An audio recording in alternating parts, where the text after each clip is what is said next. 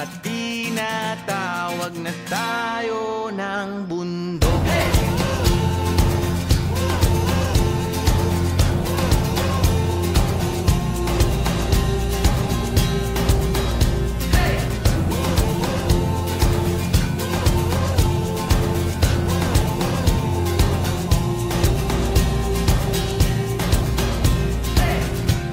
Tumakas na tayo palayo sa marami.